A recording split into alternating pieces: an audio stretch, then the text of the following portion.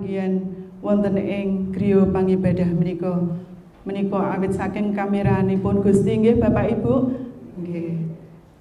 Amargi menapa kita saged wonten ing gereja menika mestinipun kathah ingkang napa merintangi nggih. Setan menika pinter Bapak Ibu. Kita persiapan ajeng tindak teng gereja. Kiyambakipun ngidik-ngidik lapor ing gereja, sok minggu nggih iso ing gereja malih. Tapi puji Gusti, ing enjang menika kita dimenangaken Gusti supados kita saged ngluhuraken asmanipun Gusti wonten ing gereja menika lan kita saged pepanggihan kalih sederek sapasamuan. Menika ingkang saged ngiyataken kita wonten ing panggesangan nggih Bapak Ibu. Nggih, Bapak Ibu ingkang kinasih, firman ing enjang menika kita badhe sinau sesarengan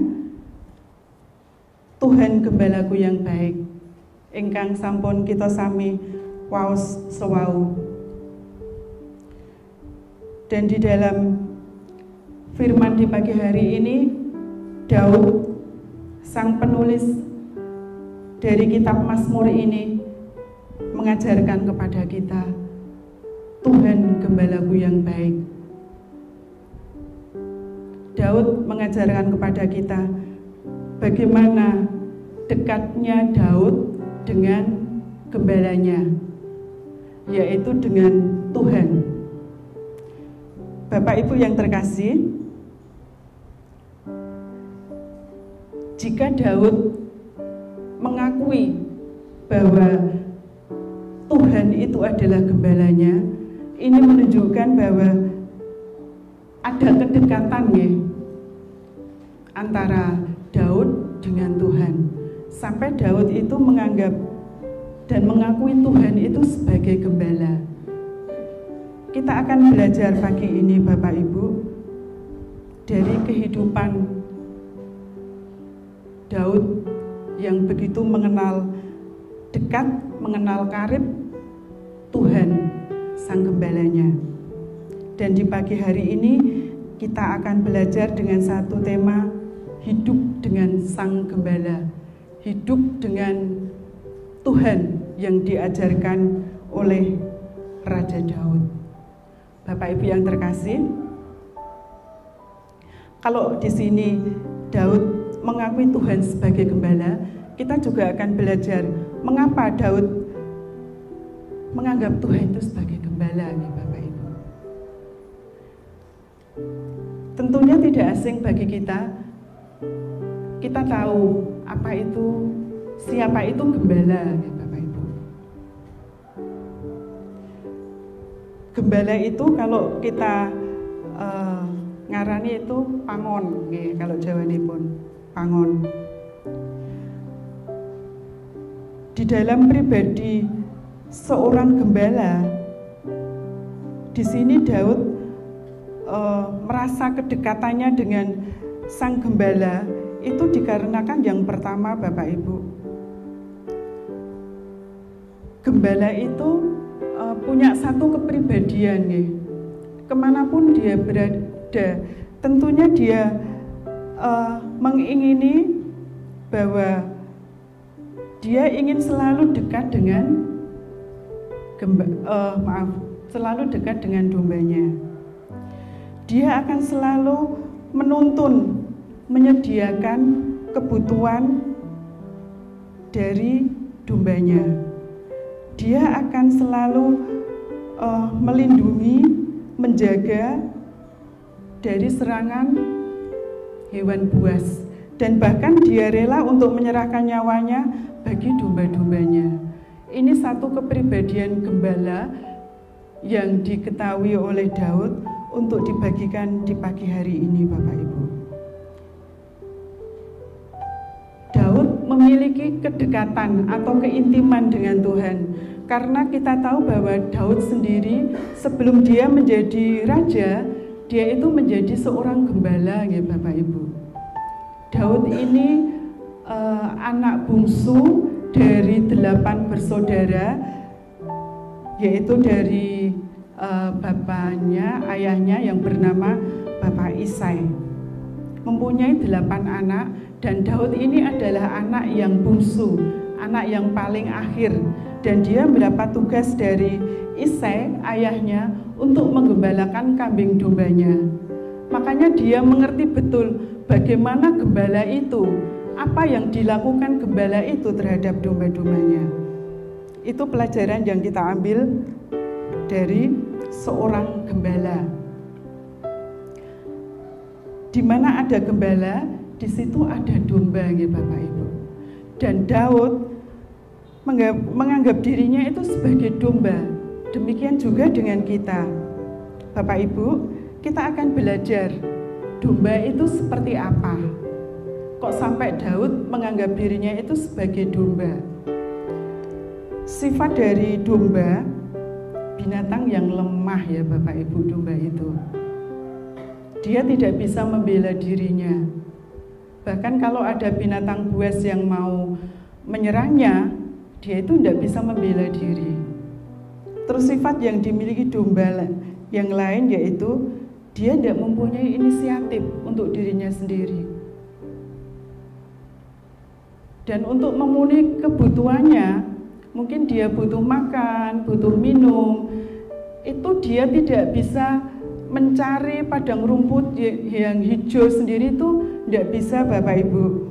Dia harus dituntun oleh seorang gembala.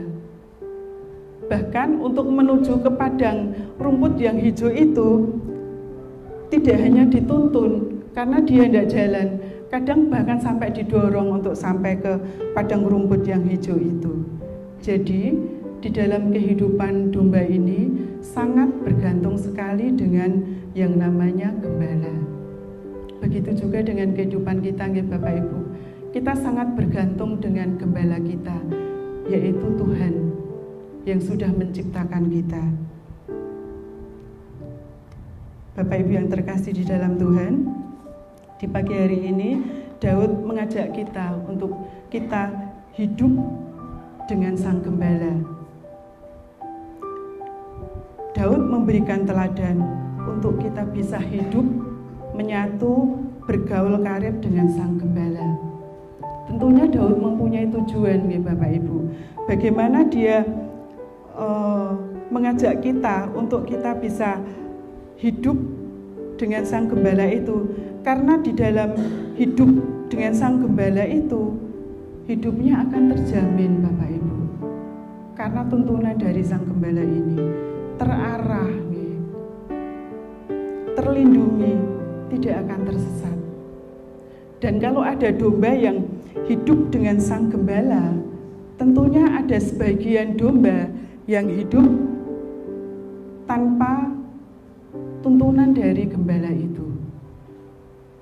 Bagaimana Bapak Ibu hidup dari domba yang jauh dari gembala atau tidak ada tuntunan dari gembala? Tentunya akan liar, ya Bapak Ibu. Dia hilang arah, tidak tahu mau jalan kemana, dan hidupnya akan terancam dari hewan buas yang akan menyerangnya. Bapak Ibu yang terkasih, Daud mengajarkan hal ini untuk kita hidup dengan Sang Gembala, tentunya tanpa alasan. Daud mengajarkan hal ini bagi kita. Mengapa hal ini harus kita lakukan, Bapak Ibu? Hidup menyatu, bergaul karib dengan Tuhan. Jadi ada kedekatan atau keintiman dengan Tuhan, Sang Gembala kita. Alasannya, Daud mengajak kita untuk hidup dengan Tuhan, untuk bergaul karib dengan Sang Gembala itu.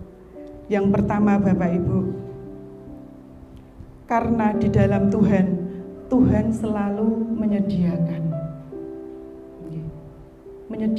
Bapak Ibu. Ini dari ayat yang kedua sama yang ayat 2 dan 3. Di sini dijelaskan, Ia membaringkan aku di padang yang berumput hijau.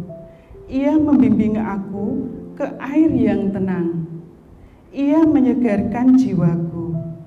Ia menuntun aku di jalan yang benar oleh karena namanya. Bapak Ibu, di dalam kehidupan kita, terutama ini bagi ibu-ibu ya kalau pagi. Seringnya bangun pagi, terus menyediakan apa yang dibutuhkan oleh keluarga, mestinya sarapan ya. Kalau pagi hari sebelum anggota keluarga itu beraktivitas di luar rumah. Seperti saya kalau pagi itu bangun untuk menyediakan sarapan. Karena jarang Bapak Ibu saya itu beli sarapan pagi di luar. Lebih sering itu mempersiapkan sendiri untuk sarapan dan untuk siangnya nanti kalau saya jaga pagi. Bapak Ibu, tentunya kita mau menyediakan yang terbaik nih, untuk anggota keluarga kita. Dan begitu juga kalau saya masuk siang, mestinya saya berpikir harus ada yang saya tinggalkan di rumah.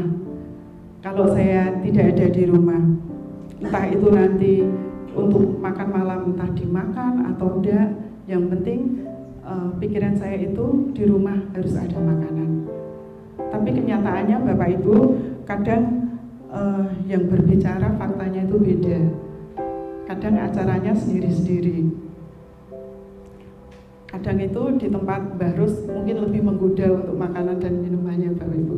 Jadi kalau saya pulang kerja sampai rumah kalau jaga siang itu kadang makanan itu masih utuh. Itu yang menyebabkan badan semakin melebar ke samping ya Bapak Ibu.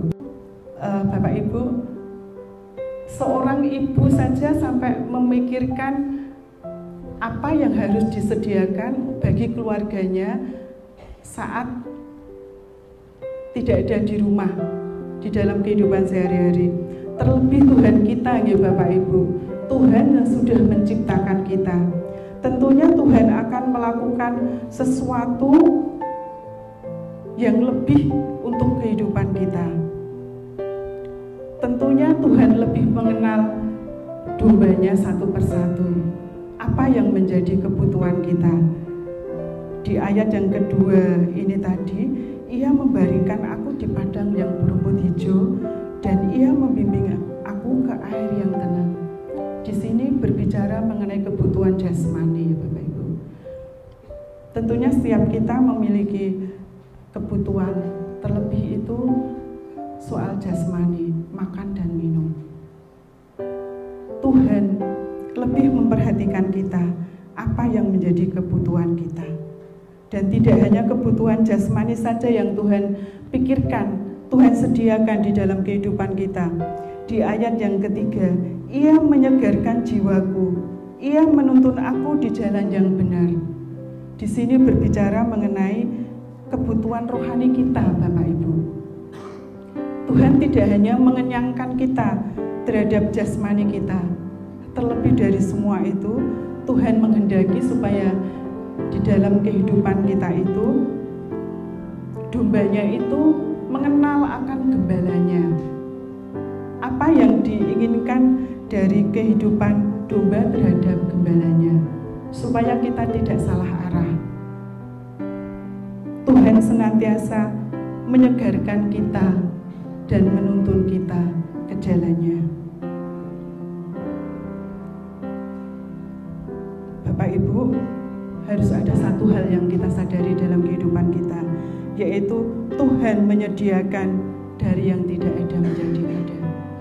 Banyak cara yang Tuhan lakukan untuk kehidupan kita. Mungkin kita merasa itu mustahil untuk kita lakukan, tapi bagi Tuhan tiada hal yang mustahil.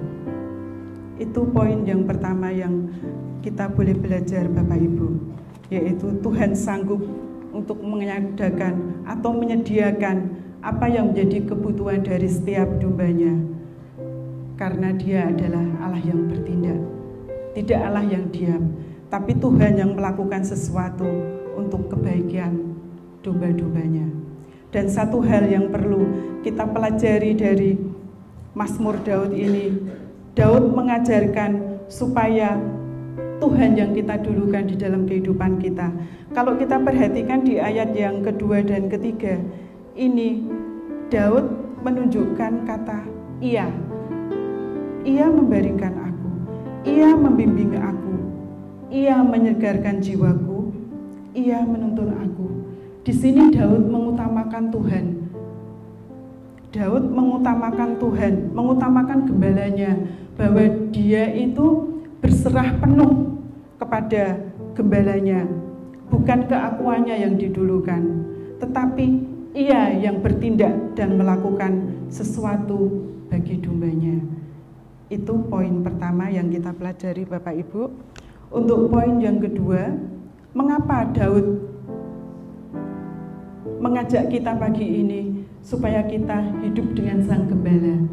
Yang kedua yaitu Tuhan selalu menyertai. Tuhan selalu menyertai dari setiap kehidupan dombanya, yaitu ada di ayat yang ke-4 dan ke-5. Sekalipun aku berjalan dalam lembah kekelaman, aku tidak takut bahaya, sebab Engkau besertaku.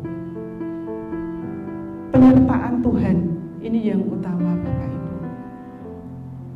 Karena di dalam kehidupan kita banyak sekali tantangan yang harus kita hadapi. Baik itu tantangan di dalam keluarga maupun di luar dari lingkungan kita. Di sini Daud mengatakan, sekalipun aku berjalan dalam lembah kekelaman, aku tidak takut bahaya. Lembah kekelaman, kita akan belajar Bapak Ibu. Yang ada dalam bayangan kita, lembah kekelaman itu mestinya suatu jalan, tempat yang kering, jarang dilalui orang, bahkan mungkin tidak ada orang yang berdiam di situ.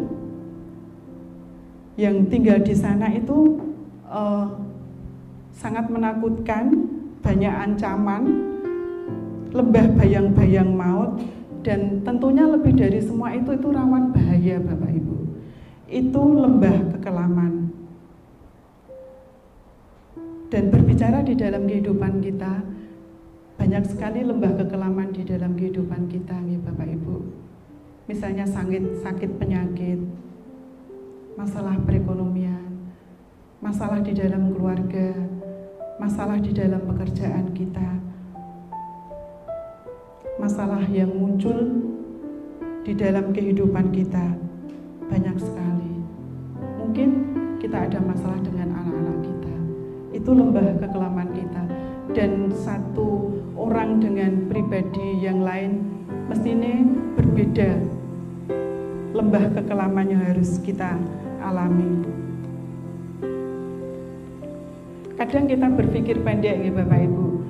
Kalau kita berada di dalam lembah kekelaman, oh ini mungkin karena dosa-dosa yang kita lakukan. Tidak juga Bapak Ibu. Karena kita diizinkan Tuhan untuk memasuki lembah kekelaman, bukan berarti karena hanya dosa-dosa kita. Lembah kekelaman diizinkan Tuhan, bisa jadi ini karena konsekuensi dari iman kita yang sejati kepada Tuhan. Kita harus menjalaninya Bapak Ibu. Kita tidak bisa menghindar. Tergantung kita sanggup atau tidak menghadapi lembah kekelaman kita ini. Seperti yang dialami oleh Daud Bapak Ibu. Walaupun Daud ini pada akhirnya dia akan menjadi seorang raja besar di Israel, tapi Daud pun mengalami lembah kekelaman. Saat dia menghadapi Goliat yang tinggi, besar, itu juga ancaman bagi Daud. Tetapi Daud bisa mengalahkan Goliat dengan seizin Tuhan, karena Daud mengandalkan Tuhan.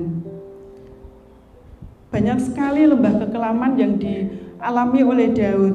Misalnya lagi Bapak Ibu, saat Daud menulis Mazmur Daud ini, Daud itu berada di gua karena Daud dalam pelarian ya, saat itu dia lari dari Raja Saul yang hendak membunuh dia Bapak Ibu. Jadi dia bersembunyi di gua. Tetapi di dalam persembunyiannya ini dia tetap mengandalkan Tuhan, bahwa di dalam Tuhan itu hidupnya tetap akan terjaga. Tuhan akan menjagai dia. Tuhan akan memberikan keselamatan bagi dia. Sungguh luar biasa iman Daud kepada Tuhan, gembalanya Bapak Ibu. Dia menyerahkan keselamatannya dan berserah penuh kepada Tuhan. Saya juga pernah mengalami hal ini Bapak Ibu, lembah kekelaman yang membuat saya itu hampir jatuh waktu itu. Saya meragukan penyertaan Tuhan Bapak Ibu. Iblis memang pintar ya Bapak Ibu di dalam mencari celah di dalam kehidupan kita, terutama saat iman kita mulai turun, keraguan-raguan kita itu kadang muncul kepada Tuhan. Dan ini dipakai si iblis untuk menyerang kita. Dan saat itu saya sadar Tuhan menampar saya minta ampun pada Tuhan. Ceritanya gini Bapak Ibu, saya meragukan penyertaan Tuhan itu waktu di pertengahan tahun 2019. Ini hanya contoh kecil ya Bapak Ibu. Pertengahan tahun 2019, waktu itu awal-awalnya Mas Gigih sekolah di Jogja. Kedua anak saya itu paling anti kalau naik mobil. Kalau ada acara keluar mesti paling suka naik sepeda. Karena mabuk ya Bapak Ibu. Waktu awal-awal Mas Gigih ke Jogja itu, dia naik sepeda motor. Sendirian Bapak Ibu, tidak ada yang menemani. Waktu awal dulu Mas Denny yang menemani, tapi setelah itu Mas Denny melepas dan Mas Gigih berangkat sendiri. Waktu itu dia pulang, dan hari Senin sudah ada aktivitas di sekolah, dan hari Minggu itu Mas Gigih harus sudah cabut. Waktu itu, waktu Mas Gigih pamit, saya sudah ragu Bapak Ibu. Karena waktu itu hari Minggu pagi saatnya ibadah pikir saya. Tapi ya apa boleh buat, karena hari Senin pagi sudah ada aktivitas di sana, jadi kami mengizinkan Mas Gigih kembali.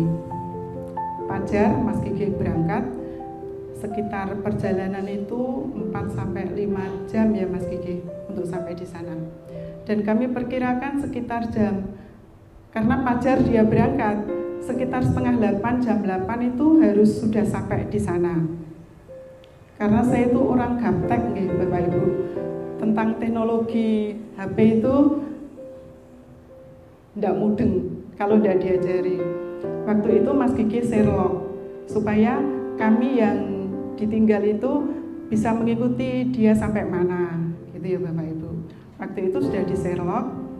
Waktu Mas Gigih berangkat, kami bisa mengikuti sampai sini. Dan hari itu hari Minggu jam 7 mulai ibadah di gereja. Mas Gigih perjalanan ke sana.